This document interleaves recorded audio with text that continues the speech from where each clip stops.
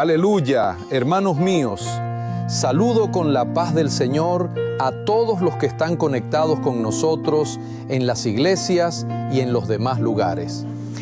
Dando continuidad a nuestro estudio, pudimos ver que en el tabernáculo había poca glorificación intensa. De hecho, la glorificación era bastante limitada. La glorificación intensa solo comienza con el traslado y la llegada del arca a la tienda de David en Jerusalén. La colocación del arca en la tienda inicia una nueva era de gozo, alabanza y adoración. El arca era ese objeto que significaba la presencia del Dios vivo con nosotros, Dios con nosotros. Sabemos que nos habla del Señor Jesús, Emmanuel, Dios con nosotros. La figura de David, hermanos, es muy interesante, como ya hemos visto. Y lo veremos en esta escuela bíblica. Él organiza la alabanza delante del arca, y ese texto se encuentra en 1 Crónicas 16:4, y dice así: Y puso delante del arca de Jehová ministros de los levitas, para que recordasen y confesasen y loasen a Jehová Dios de Israel. Aquella alabanza se acompañaba de laúdes, arpas, platillos y trompetas, los instrumentos musicales propios de esa época. Y en el versículo 6 está escrito que los sacerdotes tocaban continuamente las trompetas delante del arca del pacto del Señor. ¡Qué bendición! David instituyó turnos de levitas, cantantes y músicos. Y en aquel día específico, David entregó un salmo para que alabaran al Señor.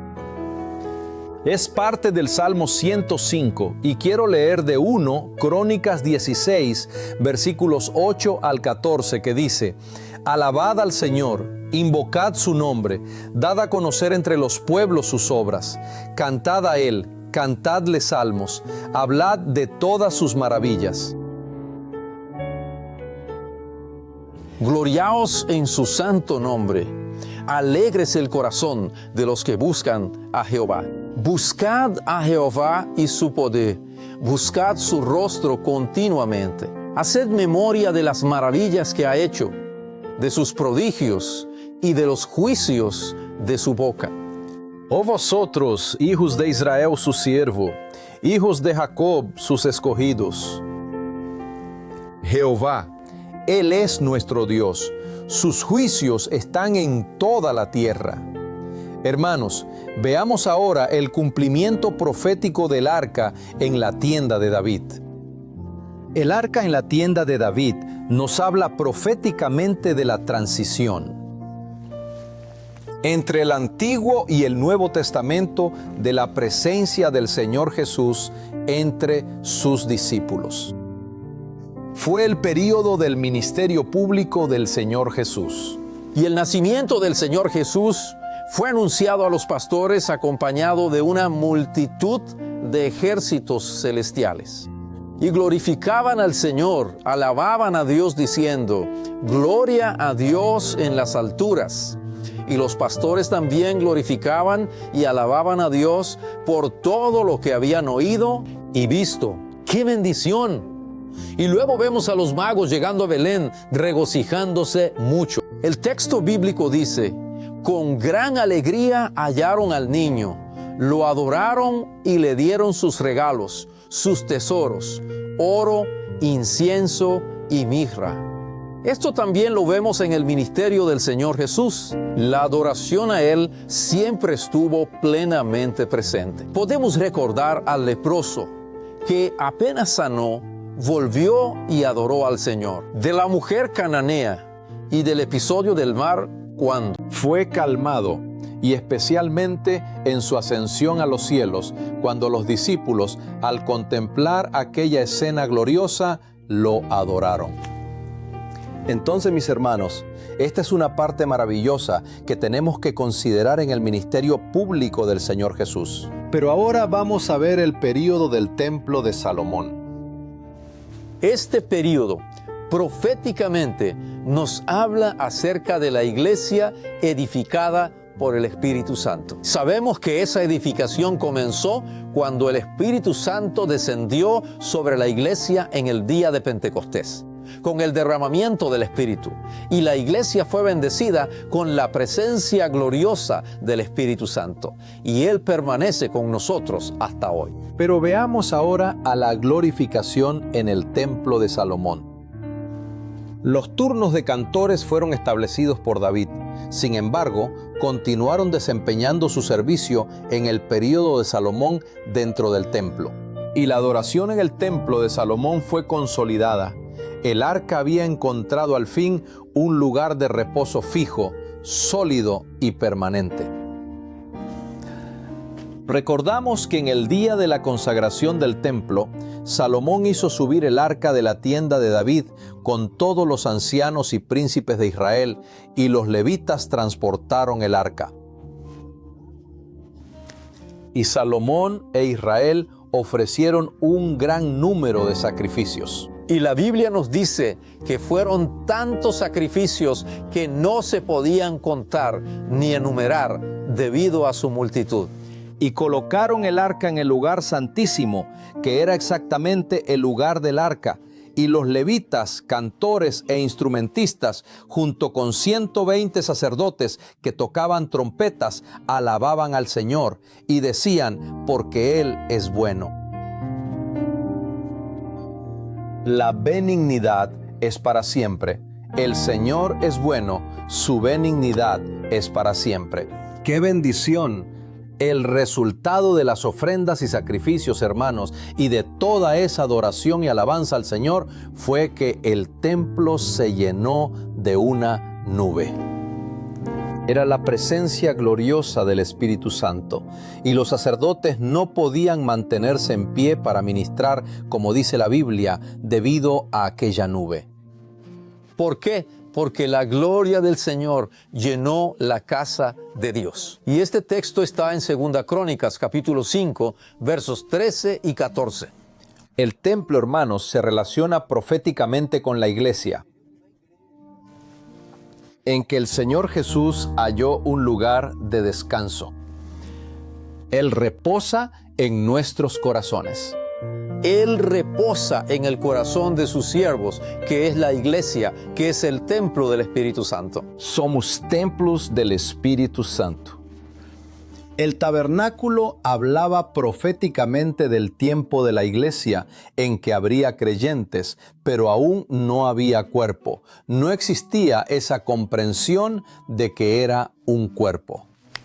No vivían en comunión espiritual unos con otros, vivían dispersos. Pero en el Evangelio de Juan, capítulo 11, versículo 52, aprendemos que el Señor Jesús murió en la cruz, observen bien, para así poder reunir en un solo cuerpo a todos los hijos de Dios que andaban dispersos. Vean, y no solamente por la nación, sino también para reunir en un cuerpo a los hijos de Dios que andaban dispersos. Entonces, mis hermanos, la iglesia como cuerpo de Cristo pasó a tener una visión y un entendimiento claros de la obra realizada por el Señor Jesús al cumplir la ley, vivir como hombre sin pecar, morir en la cruz, resucitar, subir a los cielos, y hoy Él intercede por nosotros continuamente. Alabado sea el nombre del Señor. Veamos ahora el cumplimiento profético del templo de Salomón. En el periodo de la iglesia, que es el templo del Espíritu Santo, como ya vimos, las alabanzas son intensas, adoración, acción de gracias y gran alegría. Y sabemos que esa gran alegría y adoración son el resultado del derramamiento del Espíritu Santo sobre todos los siervos y siervas. De ahí, amados, la glorificación que surge en la iglesia, contemplando ¿qué? Las grandes operaciones del Espíritu Santo en los corazones de los siervos del Señor Jesús, manifestando dones espirituales, realizando señales que confirman la predicación de la palabra, revelando los secretos de los corazones de aquellos que entran y observan esto. Un culto vivo y maravilloso que el Señor opera. El Señor opera sanidades, liberaciones y salvación de vidas, dando garantía de vida eterna. Como sabemos, hermanos, en toda obra del Espíritu, Dios es glorificado. En este culto hoy, Dios es glorificado. Señor Jesús es exaltado. Esto es una operación del Espíritu Santo. Y lo mismo pasa cuando oramos o cantamos alabando al Señor en comunión con Él. Cuando somos movidos por el Espíritu Santo, nuestras oraciones, nuestras alabanzas, nuestros cánticos, nuestro culto es agradable al Señor. Y en respuesta, el Señor manifiesta su presencia entre nosotros. Esto pasa porque está escrito: tú que habitas entre las alabanzas de Israel. Dios habita entre los loores de la iglesia. ¿Cuál es entonces la responsabilidad de los siervos y de la iglesia como cuerpo? Podemos responder esa pregunta. Nuestro deber es glorificar al Señor con oraciones, con himnos de adoración, alabanza y acción de gracias. Glorificar al Señor, mis hermanos, es atribuirle a Él la gloria por todo lo bueno en esta vida y por el bien que nos ha hecho. ¿Cuántas cosas nos ha hecho Él? ¿Podemos enumerarlas en este momento? ¿No es así? Y la pregunta que podemos dejar para los hermanos, ¿ya aprendió? ¿Aprendió a glorificar a Dios, a glorificar al Señor? Y además nuestro deber y privilegio es vivir para la gloria de Dios. Pablo a los Corintios, en 1 Corintios 10:31, él dice: si pues coméis o bebéis o hacéis otra cosa, hacedlo todo para la gloria de Dios. Y el apóstol Pablo aún nos exhorta en Romanos 12:1. Así que, hermanos, os ruego por la misericordia de Dios que presentéis vuestros cuerpos en sacrificio vivo, santo, agradable a Dios, que es vuestro culto racional. Racional. Esa expresión, culto racional, y la palabra culto en este versículo se traducen mejor como una verdadera adoración y servicio. Están conectados, ¿verdad? Adorar y servir al Señor. Entonces dejamos. Una pregunta para el hermano, para la hermana, para aquel que nos ve, para que responda: ¿usted es un adorador? Un adorador que sirve. ¿Usted adora y al mismo tiempo sirve al Señor? Responda eso al Señor. Gloria a Jesús, les saludo con la paz del Señor Jesús.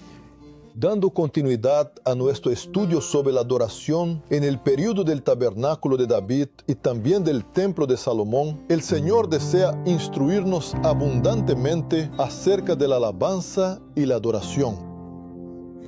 Hemos aprendido a alabar al Señor, pero Él quiere darnos un entendimiento más profundo sobre la adoración a Él.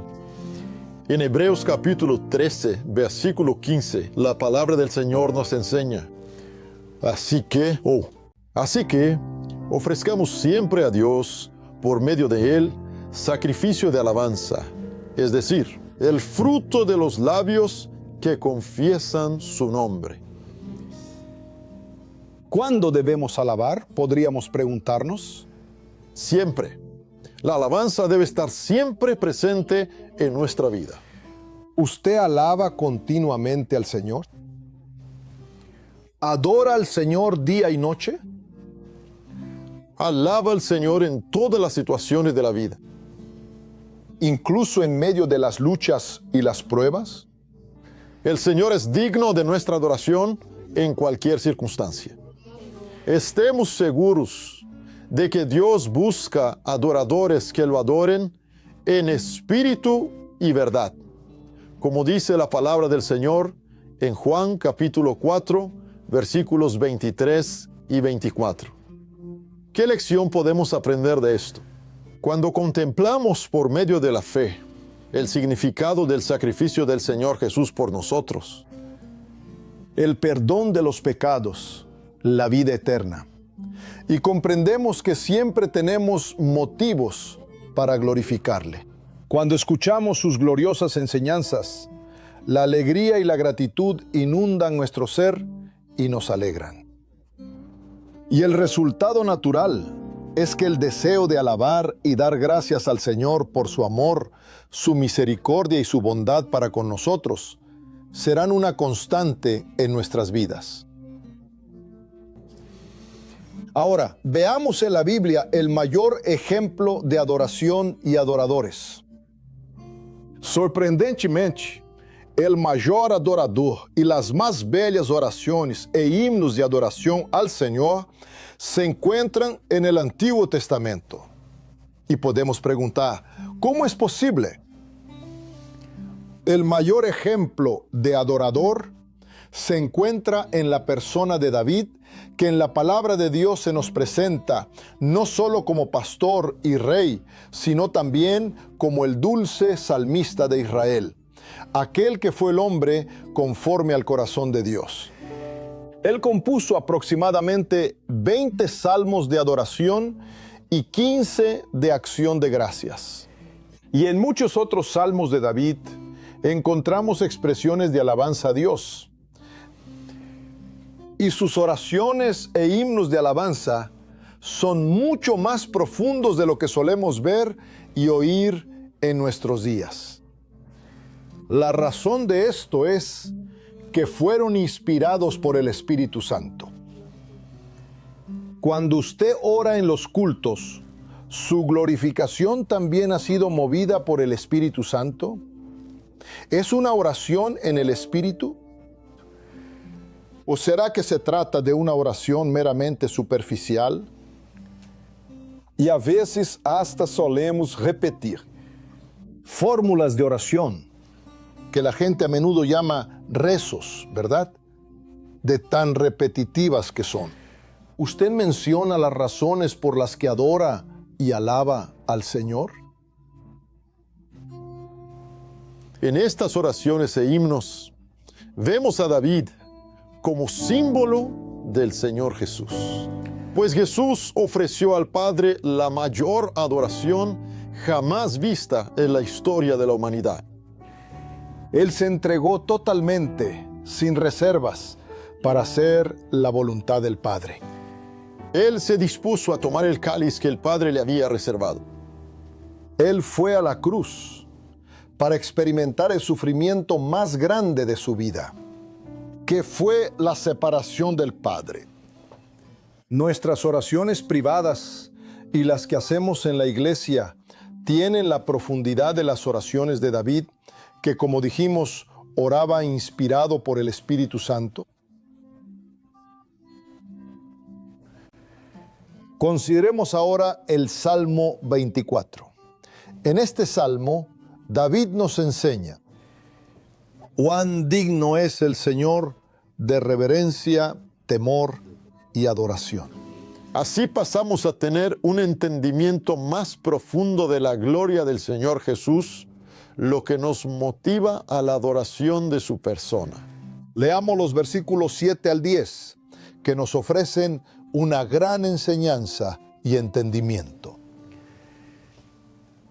Lleno del Espíritu Santo, David dice: alzad, oh puertas, vuestras cabezas, y alzaos vosotras, puertas eternas, y entrará el Rey de Gloria. ¿Quién es este Rey de Gloria? Jehová el fuerte y valiente, Jehová el poderoso en batalla. Alzad, puertas, vuestras cabezas, y alzaos vosotras, puertas eternas, y entrará el Rey de Gloria. ¿Quién es el Rey de Gloria?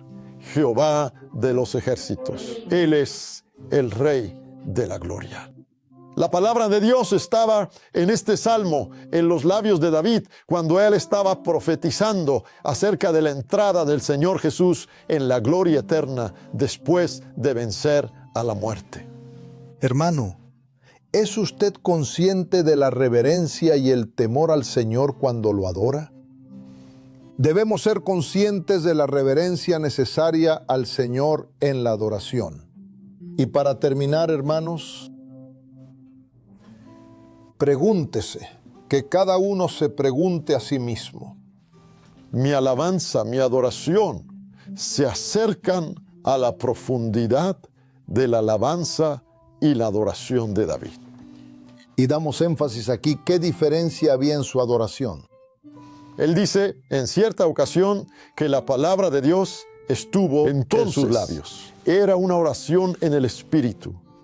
Hermanos, todos necesitamos realizar oraciones más espirituales, más impulsadas por el Espíritu Santo, alabando a Dios por lo que Él es y glorificando al Señor por las bendiciones concretas que de Él recibimos cada día en nuestra jornada. En este punto, es necesario que comprendamos que la glorificación exige dependencia y humildad. Como decía David, aunque afligido yo y necesitado, tener conciencia de adorar en todas las situaciones y también gozo del Espíritu Santo. David escribió: yo me alegré con los que me decían, a la casa de Jehová iremos. Salmo 122, versículo 1. Por ejemplo, Salmo 8:1. Hay diversos ejemplos en salmos que citaremos, que muestran esa adoración reverente al Señor de un hombre lleno del Espíritu Santo. Oh Jehová, Señor nuestro, cuán glorioso es tu nombre en toda la tierra. Cuán glorioso es tu nombre en toda la tierra. En el Salmo 9, versículo 1. Te alabaré, oh Jehová, con todo mi corazón. Contaré todas tus maravillas. En el Salmo 19, versículo 1, David proclama: los cielos cuentan la gloria de Dios, y el firmamento anuncia la obra de sus manos. En el Salmo 30, versículo 4, aprendemos con David: cantad a Jehová, vosotros sus santos, y celebrad la memoria de su santidad. En el Salmo 33, versos 3 y 6, cantadle cántico nuevo, hacedlo bien, tañendo con júbilo, porque recta es la palabra de Jehová, y toda su obra es hecha con fidelidad. Él ama justicia y juicio. De la misericordia de Jehová está llena la tierra. Por la palabra del Señor fueron hechos los cielos. Y todavía aprendemos. Leemos en el versículo 11. El consejo de Jehová permanecerá para siempre. Los pensamientos de su corazón por todas las generaciones.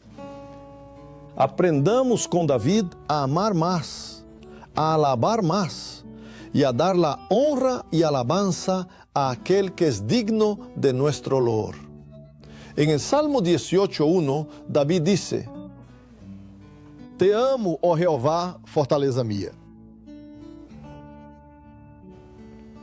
Jehová, roca mía y castillo mío, y mi libertador, Dios mío, fortaleza mía, en él confiaré, mi escudo y la fuerza de mi salvación, mi alto refugio. Usted también, hermano, ha recibido del Señor liberación y protección constante. ¿Esto está presente en su vida? Entonces adore al Señor por ello. Él es nuestro Dios. En el mismo Salmo, David alaba al Señor porque escuchó sus oraciones y dice: en mi angustia invoqué a Jehová y clamé a mi Dios. Él oyó mi voz desde su templo, y mi clamor llegó delante de él a sus oídos. En el Salmo 28, versículo 6 leemos: bendito sea Jehová, que oyó la voz de mis ruegos.